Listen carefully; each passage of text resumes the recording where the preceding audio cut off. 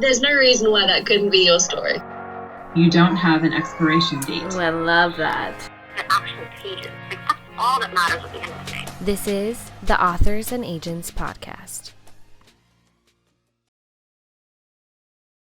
Amy, thank you so much for joining me today. I'm super excited to chat with you. And to start, I'd really love to hear about your novel that came out in June, Those We Drown. Could you tell me about it? Of course, and thank you for inviting me. It's my first podcast, so Very exciting. so Those We Drown is a young adult horror, although it's not sort of blood and gore type horror. It's more of like a creeping psychological type horror. And it's about a girl called Liv who joins a semester at sea style program where she gets to travel the world on a cruise ship. The first stop is New York, and she's going from the UK, so she's crossing the Atlantic. And she's joining the cruise with her best friend Will. They have a bit of history together. And when they get aboard this ship, she notices that the rest of her study group seem quite wealthy, and the trip leader, Justin, is a little bit lax when it comes to some things. Like there's a lot of, he lets them drink alcohol and things like that. So Liv starts feeling a bit out of her depth, pun intended. And on the first night, she basically has an argument or a run-in with this trio of influencers who call themselves the Sirens. And she also falls out with her best friend, Will.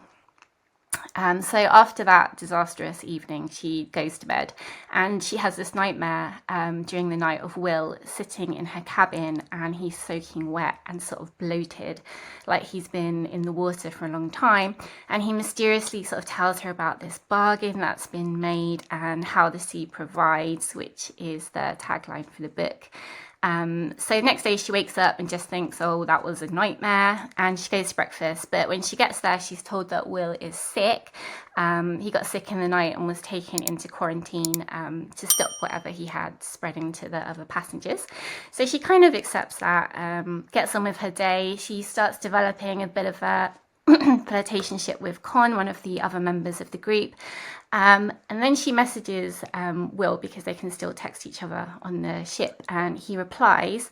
But she starts to get a bit unnerved because, you know, if you message someone all the time, you get used to their style of message, like the abbreviations they use and the emojis and that kind of thing. And these messages from Will, they seem like overly formal and not like him. And on top of that, there's other things that she sees around the ship that don't make sense and are a bit strange. Like she finds all of his luggage behind a bin on the ship, which is a bit worrying. And I don't want to give too much away, but basically there are more disappearances. There's some Greek mythology thrown in there, some deep sea horror. There's a wandering octopus. And a lot of psychological horror because Liv, once she starts to see these strange things, I think like most people, she starts to doubt herself and thinks, you know, that can't be real. I'm probably just tired or stressed. And even when she's certain she's wrong, she sort of thinks, well, you know, who can I trust? Who can I turn to? Given that she's on a ship in the middle of the Atlantic. So yeah, that's kind of the setup. I love it. Skyla told me about it. It was one of her favorite books, The Last Question. And it reminded me a lot of because yours is more psychological horror, but I don't know if you've ever read Into the Drowning Deep by Mira Grant, but it's of a similar vein. These people go out onto a boat and there's some real horrific sea monster, mermaid type of situations. Yeah. And I loved that one and this one. So it felt like up my alley, but I loved it. I thought the psychological horror was awesome. And, you know, Skyla told me it was a comfort read of hers, which I'm like, Skyla, how is this a comfort read? I know, I love that. I was sitting there like dying over all of it, you know. I was like, Skyla, I'm not sure about the comfort part, but I thought it was so great. So I'm so excited for you. You know, having your book come out into the world is such a wonderful dream and such a hard process. So tell me a little bit about how this came to be, how your journey through publishing. Yeah, it was pretty arduous, which I think is normal. And I basically came into this not knowing anything about the industry or how to get published. I don't have any writing qualifications. I don't have any connections to publishing myself. So there was a lot of figuring out stuff myself with varying degrees of success. So if you are listening and you don't know what you're doing either, there is hope. It can happen. So yeah, for me, discovering writing Twitter, like the community on Twitter, although it's called Twitter anymore, I'm still going to call it Twitter. That was a real game changer for me, because that kind of linked me to a community of people who were kind of in the same place as me, really keen to get published, but had no idea where to start. I think it's a bit different now, because this was probably about 5-6 years ago. Because when writing Twitter was just like at the best. Like writing Twitter was amazing. And I think it's not as much on Twitter anymore, which is sad. Yeah, I think it's kind of spreading to different places, which is a shame because it was really good.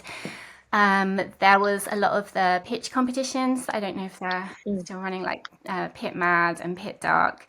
So they were a good in, because they gave you the chance to sort of pitch your book in a couple of lines, and agents would take part and like your tweet if they wanted to find out more, which is really exciting, because I had a few likes on I think it was the book. This is like Lows We Drown is the fifth book that I've queried, so it was a really long process, and not even the fifth book I wrote. Like I didn't even bother querying the ones before because they were terrible. And even the first ones that I queried, like really embarrassing, awful. I shouldn't have queried them, but I Don't did. worry, we've all done that. We've all done that, Amy. We've all queried something we shouldn't have queried. Well, it's good to know. I didn't even have the excuse of being like 19. I was like fully grown. It's all right. It's okay. It's okay. Yeah. And so I queried, like I said, 5 books. Lows We Drown was the 5th, but it was with varying degrees of success. So the first couple of books, nobody was interested because they were rubbish books. And also my queries were probably terrible. But once I kind of learned more about the writing community and I swapped queries with other people, and also just a lot of free resources, like some writers will put their successful query on their website, which is really helpful. Those are great. Yeah. And Query Shark as well, the website where loads of people just upload their queries. So that really helped me refine my query. And then with the 4th book, which was kind of a generic haunted house book that I queried, I was getting quite a few full requests. I had like 10 or 11. So I was kind of thinking, okay, maybe I have a shot at this. But, it's a really slow process. And so while I was waiting to hear back on those, because they can take up to a year, I think one of them took over a year to get back to me. I wrote Lows We Drown, and I queried that, and everything was so much faster. I was a lot smarter about it as well, I think, because I queried in batches rather than just sending out to everyone. And I had a quick response from my now agent, and for a full, and then she got back to me like so quickly, asking for a call, whereas before like people would have my fulls for like ages. And so I was really excited at the phone call, but I didn't want to get my hopes up, because I know that sometimes you can be offered like a R&R, like a revise and resubmit. So I was trying not to get too excited. But yeah, we had a call and she offered, and I was like, oh my God, my dreams have come true. It was amazing. And you're meant to take 2 weeks to sort of think about it, but I just took 1 week because I kind of knew that I wanted Claire to be my agent. And I was really nervous that whole week, thinking like she might change her mind and like take it back. So that was good. And then we did a couple of revisions before we went out on sub with Lows We Drown. And yeah, sub was an experience because I didn't know much about it. And so we she came up with a sub list of editors that she thought would be interested, and we sent it out. And you kind of wait for the first 2 days thinking, oh, am I going to be like the 1 in a million overnight success? Right. And you're not. Right. And time goes on, and you begin to hear back, and there were a lot of no's, and even worse, some like really close calls, and then eventual no's. And I think it was actually the last name on the first round of sub. Delacour offered me a revise and resubmit. So Claire, my agent, was like, you may as well do it. Even if like it doesn't work out, you might make the manuscript stronger, ready for the next round. So I was like, okay. And I really liked the notes that they gave me. I thought they were really good. It was in like a direction I wanted the book to go. So I worked really hard on it and sent it off, and it was only a couple of days later when I got a call from Claire. She was like, oh, we've got an offer, and that was it. And it was just really exciting. And I was feeling kind of down about sub because it's quite secretive in a way, because it's not like querying where like loads of people are in the same boat. It's kind of not spoken about as much. So but I was in a group which was really helpful of other writers who are on sub, so I definitely recommend that if you're on sub, just to commiserate with. But yeah, and then as the process goes on, it becomes more and more real when you see the cover and when you hold the final book in your hands, and that's like dream come true moment. Dream come true, and now it's out in the world for everybody to read. You know what I love about this question is just that every journey is different. But what I love about your journey is that you queried 5 times, and querying is so hard. But it sounds like to me like you really learned from each step, right? Like you can Google how to query and what's the best way to query, and there's so much information, so many different ways that and there's good rules of thumb to have for querying for sure. But for a lot of people, it's just kind of like luck, timing. You just got to try. You just got to learn as you go. And it is a very arduous experience. And, being on sub, I've heard from a lot of authors that like they didn't understand it because it is very hush hush, not talked about a lot, I think. So I think it's a lot of times we think like, oh, I'm going to get my agent, and it's like all uphill from there. And it can be, right? But it also can be some downhills and then uphills, and you cannot sell something, or, you can have close calls, which I feel like close calls are the worst in publishing. So, I'm happy for you. I'm glad you stuck it out and kept going. Thank you. Yeah, it's not easy out there. No, it's not easy out there. So looking back on your querying experience and, your subsequent rounds of querying, like what would your top tip be for an author who's just like stuck in the querying trenches right now?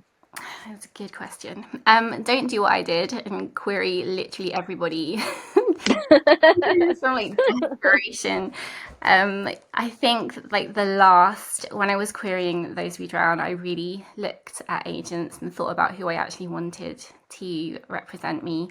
And I did it in batches. So I would have like one agent. Well, I needed one batch, but I had one agent I really wanted, and then a couple that I would, love to have worked with.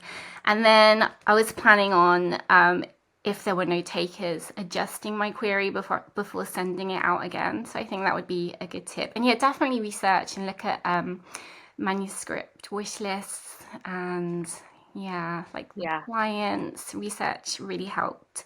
And there are some good resources out there. I'm sure like people have said them before, like Query Manager I was like on that every single day, refreshing the page. Yeah. That gives you a really kind of good insight into whether some agents would be a good fit.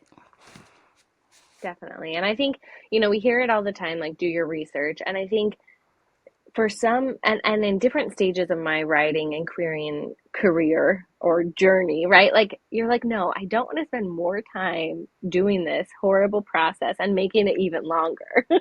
But I think in your case, like you did all this research and it helped make things a little bit faster, right? I think not sending out a query to every agent that exists really does help, because then, you're not wasting time querying people who just aren't going to be interested in it, but also you learn more about the agents and really can see like, oh, would I actually want to work with this person? Because it is a business relationship, which I think is something that is just different to wrap your head around when you've come from such a creative place of writing. Now you're like, okay, got to switch into my business mind. Who's going to be the best advocate for me in my book?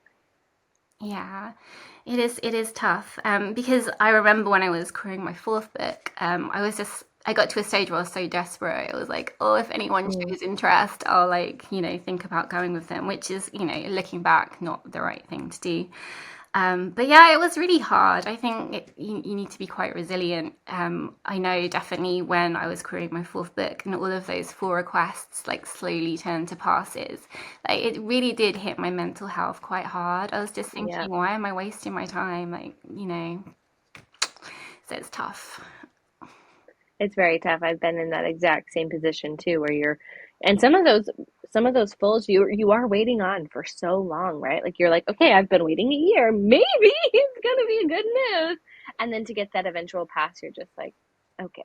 And I had that happen, and I was like, I need a break from this because I need to just not be thinking about any of it for a while, and I think that is good. It's good to take breaks because it is such a hard process. Yeah, it is tough. So, thinking about Those We Drown, what is something you hope that your readers will take away from this book? That's a good question. It was a tough question. I had to really think about that. So I think the thing I hope people take away is, that they're entertained, maybe a bit scared. I always want to write the kind of book where you're turning the page, like desperate to find out what happens next. Personally, this might be controversial, but I'm not a big fan of tropes. I know like lots of people love them and that's fine, but I don't like to know where, especially in the horror genre, where a book is going. I don't want to open it and think, okay, well, these guys are obviously the bad guys and this is going to happen, this is going to happen. So I like to kind of, put in a lot of twists, hopefully twists that are, and really sort of, different things that you wouldn't expect, even with like love interests. I think people who have read Those Who Drown would not call like Will or Con perfect love interests by any means. No. So just things that are not so tropey, unpredictable things. Surprises. Yeah. Surprises. I think you did it. I think you hit that mark for sure because I was sitting there. I love to try and figure things out. As a person who reads a bunch of books, I'm like, if I can guess it beforehand, I don't know. I get like some sort of sense of gratification. But I had some ideas about things that were going on and I was wrong.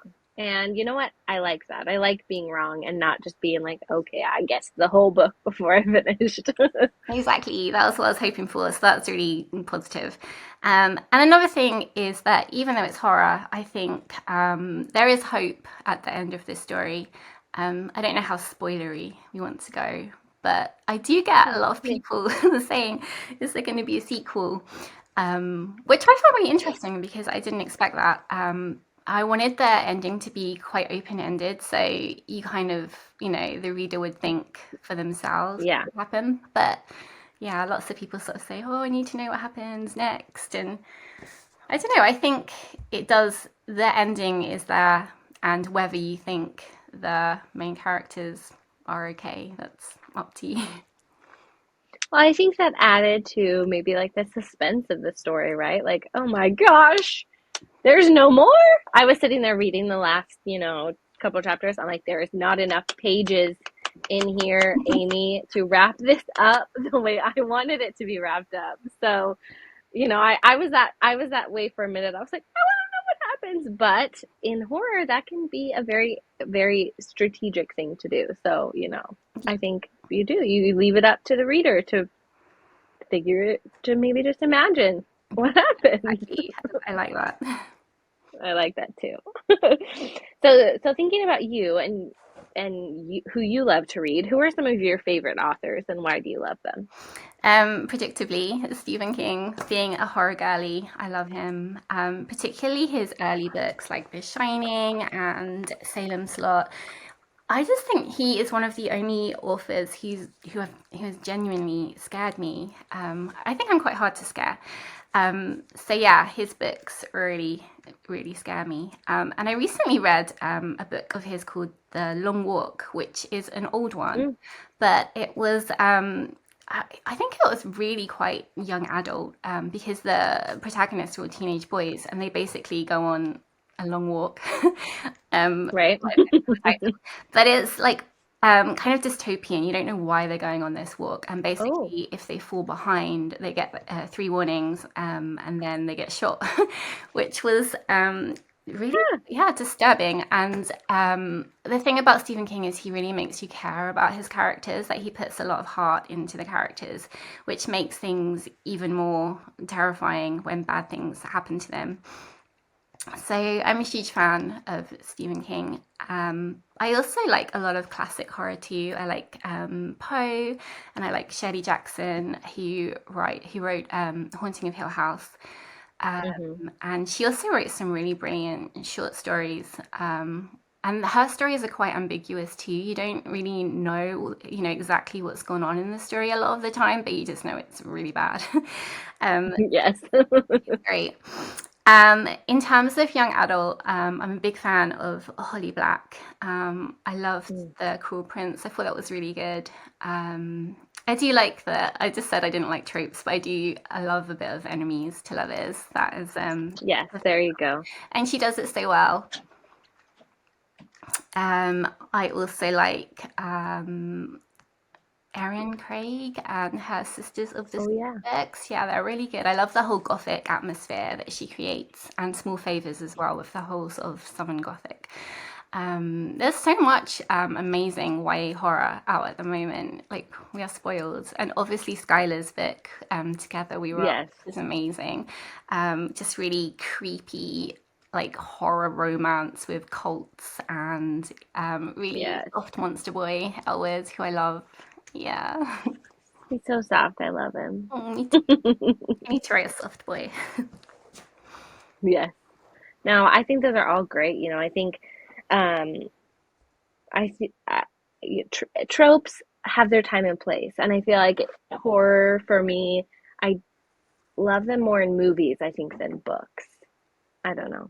I love a good campy horror movie or a good slasher movie, but those are great authors. So thank you for sharing that. There's so much good talent in all of those. Yes. So thinking about yourself, so you queried 5 books, but you said that there was more that you had written that you didn't even query. So tell me about, your writing journey. Were you a young writer, a late bloomer? Like what did that look like for you? Yeah, I mean, I was a young writer. I was always, one of those kids who was always writing, scribbling in a notebook. I always did really well in English. I just really liked writing stories. They were all pretty terrible, but I loved doing it. Hey, Um, you got to start somewhere. exactly. But I kind of lost sight of that as I got, older and I got into teaching. It's a really full-on job. You take a lot of work home with you. So I just didn't really have the time. So until I had kids, funnily enough, because everyone's like, "What? You had more time when you had children?"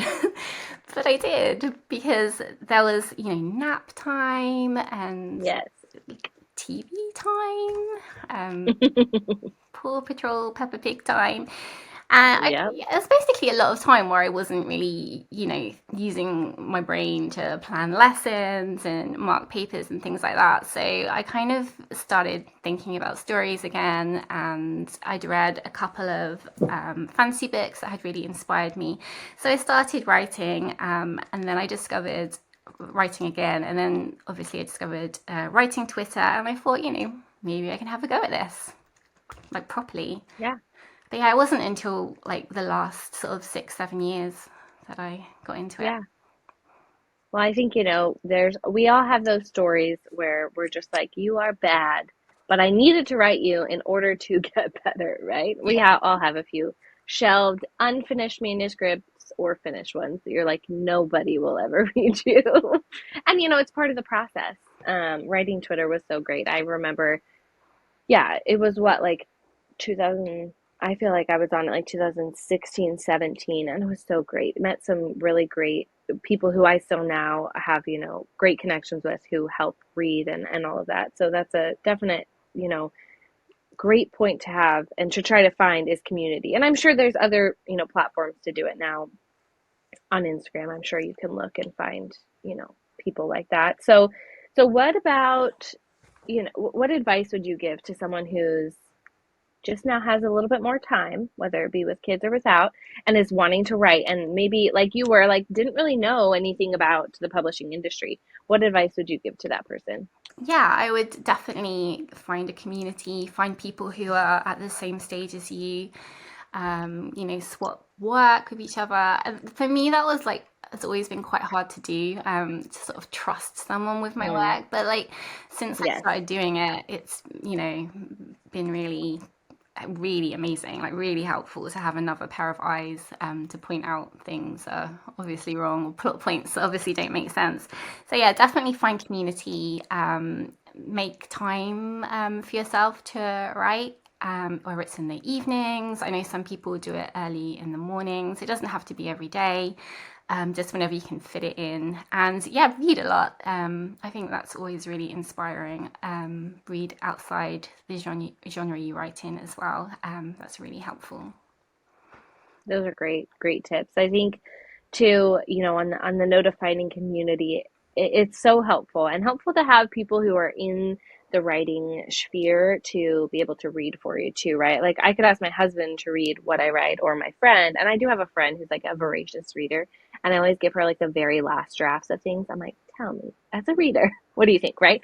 But it's so important to have a writer, and there can be some trial and error in finding good people to give good feedback, because I think sometimes people don't necessarily know how to. I've, done, now I'm very selective with who reads what I'm working on, but I've had a couple bad experiences, and I'm sure we all have, where someone was just maybe like not the nicest or didn't know quite how to give constructive feedback, and that can be very damaging. Yeah. So, you gotta learn and maybe just start small, give little chapters before handing them a whole book. If you don't know what kind of feedback they're gonna give, because that can be a little bit sad. Yeah, definitely. So, speaking about reading outside your genre, if you were to write outside your genre, if you were to genre hop, what would you want to write? I think it would be fantasy. I know that's like massive right now. Just It is because massive. so massive. My earlier books that were rubbish were fantasy. Like the kind of fantasy book where you're like, yeah, this is part of a 10-book epic. Oh, yes. Yes, of course. Those. But I would like to give it a go again at some point, now that I kind of know what I'm doing more. I think it would definitely still have horror elements, but I was going to say, you could do like a great fantasy horror. I think that'd be awesome. Yeah, I do like that idea. So I would never rule it out, but I also think it's tricky because I think there's so many fantasy books out there right now. I think it's hard to stand out unless you have something super original, which puts me Yes. Yeah, maybe wait a few years when like fantasies die down a little, something else has taken its place. So this next question, is an interesting one, but I like to hear the answers to this. So what's the worst writing or publishing advice that someone's given to you? I think there is this huge pressure on writers at the moment to be amazing on social media, which I think is like often at odds with the writers' personalities. Like I am an introvert. I do not want to be like, doing voiceovers on TikTok. Also, I'm way too old for it. It's just cringe for me. It's that whole like, if you go viral on TikTok, you'll sell so many books, which is true. I definitely think there's some truth in that, but I think some people, giving that as advice can be quite damaging because it's taking away from, the writing. I think there's a danger that you could spend so much time trying to make these amazing book trailers and TikToks and, kind of lose sight of what you're doing in the first place, which is like writing for the joy of writing. Right.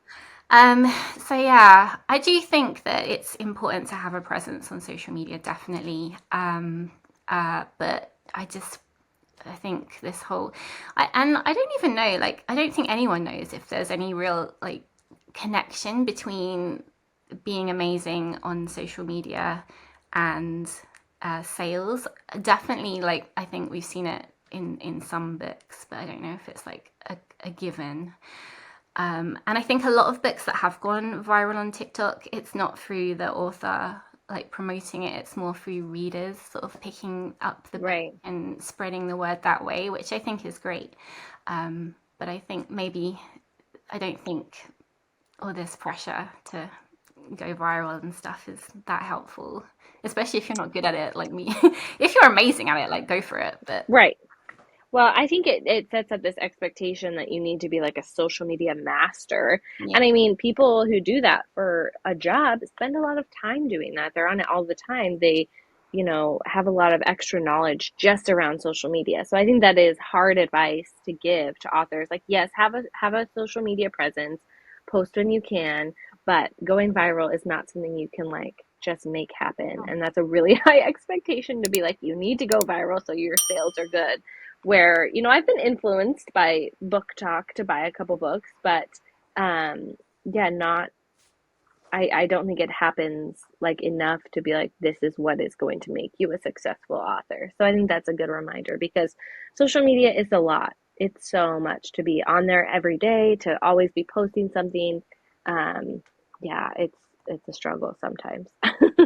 yeah, I had no idea how much I would need to sort of, well, I know that you don't have to, but the whole Canva and making graphics and stuff, I feel like I've learned like a whole new skill since. You have indeed. Yeah, that's great. It is, it's good when you have the ability to do it, but yeah, I feel like it could be overwhelming if it's like this immense pressure put on you to do it. Yeah. So I think that's a good reminder. Yeah. So I just have a couple questions left for you. I'd love to know what you like to do when you're not writing. I am a big gamer. I love playing games. I always have been. Thinking about it, if I had like concentrated on writing more than playing World of Warcraft back in the day, I might have got published sooner, who knows? It's such a time soak. I love spooky games, like Resident Evil and Silent Hill. Those are really fun. And they can be really inspiring in terms of ideas and things as well. Other than that, I'm pretty busy with, kids. I've got school-age children, so boring things like school run and general house things. And I have my pets. I've got a little whippet called Spider, who is the sweetest dog ever. She's like a cat, and she basically just snoozes. Love it. So cute. And we have a baby tortoise called Steve. Oh, I love that, Steve. Yes, his full name. He's so cute. So yeah, and I read a lot, of course. Yeah. Which is good. You've got to read a lot. I'm getting like flashbacks to watching somebody I used to know play Silent Hill, and it was so scary. It is really scary. It's good. Oh, I'm a huge fan of Bravo TV. I love it all. I've seen every single episode of Real Housewives. There you go. That's a commitment right there, because there's a lot. Exactly. That would be like my mastermind subject. There you go. So before I ask you the last question, you have a book that's coming out next summer, right? I do, yes.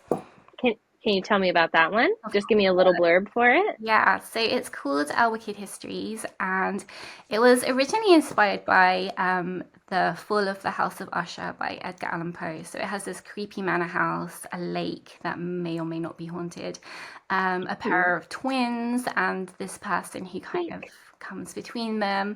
And it's set in Ireland, and it's about a girl called Meg who gets into this prestigious art school and kind of fits in with the popular group, but she really messes up during a end of term summer ball, and she basically gets ostracized from her friends for a couple of months. She's suspended from the school, and she gets invited over to their sort of ancestral home in Ireland during midterm to a Halloween party, where she kind of plans to make amends and say sorry to everyone, but things go really wrong, and there's lots of toxic rich people and Ouija board sessions, and I'd say it's actually creepier than Those Who Drown. So yeah. Ooh, I cannot wait. That sounds great. It sounds very creepy, and I can't wait to be like anxious as I read it.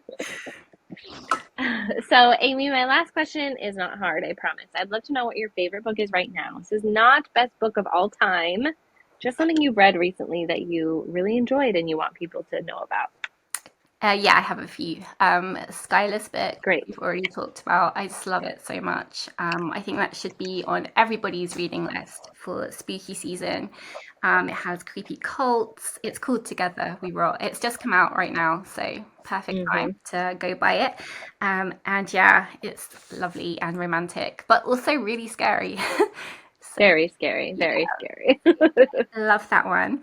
Another great one for spooky season is Rachel Moore's Library of Shadows, which I was lucky to read early.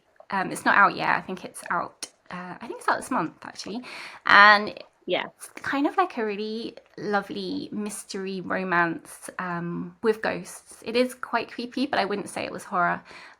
It's just the perfect autumnal read.